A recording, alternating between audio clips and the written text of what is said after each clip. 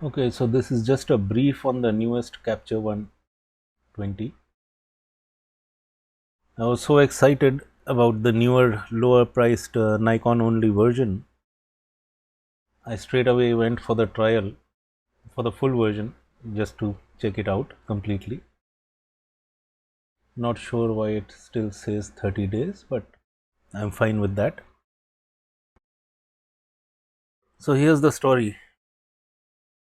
It took me 3 days.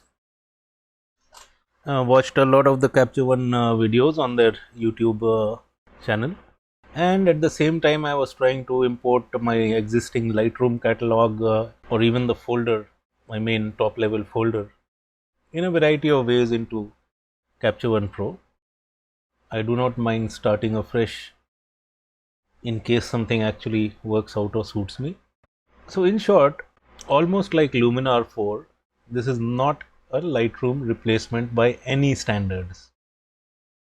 While this does have some interesting processing tools for the raw,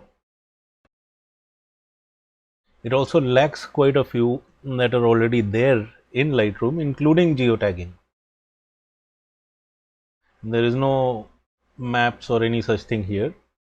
In some cases, yes, it does have tools and adjustments which are absent in Lightroom, but the point is the Lightroom package also contains Photoshop, which currently remains the ultimate in editing.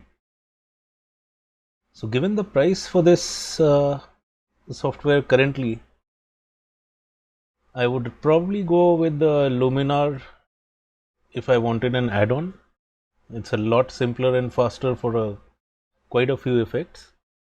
So here I have my ultimate point. So I imported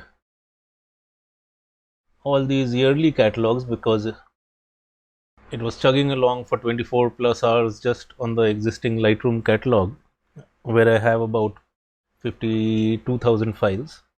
Even after 24 hours, it was still nowhere close to completing that. Then I tried to import it directly, just the top level folder, and that also was taking a huge amount of time, and I decided to cancel out of that. And when I did cancel out, Capture One just hung and I had to kill the app. Anyway, I exported year-wise catalogs from Lightroom because that would be smaller, simpler, faster. And yes, sure enough, I did manage to get these three. And while it was working on the 2017 images, I plugged in my camera to import my current rooftop session today. It came up with a dialog for the import if I wanted to import from the camera. I cancelled out of it obviously because it was still importing the Lightroom catalog and building previews. When I cancelled out of the import, it just stopped the previews and the import of the catalog, which is why I did not even bother to go further. The other issue I ran into while importing the catalogs, I think we have that here, yes, the event log.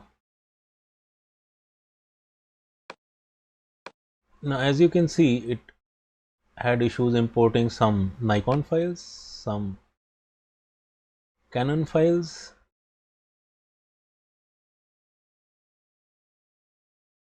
quite a few actually. Can we resize this? Yes. And also DNG files from my mobile, and believe it or not, even a TIFF which is saved from Photoshop. So all in all, I don't think this is really what I would actually want to have. If it cannot even import existing files that no other application I've come across so far has an issue with, then there is some major issue which does not really inspire confidence. The other nuance was if I go into preferences, the preview size by default, if I look at this, is set to a reasonably strange value. This I actually noticed after it had built some previews. This is obviously incorrect. Anyway, this was just a short take on the newest Capture One Pro. I think I'll wait for at least another version update 14 or 15 before I try it again.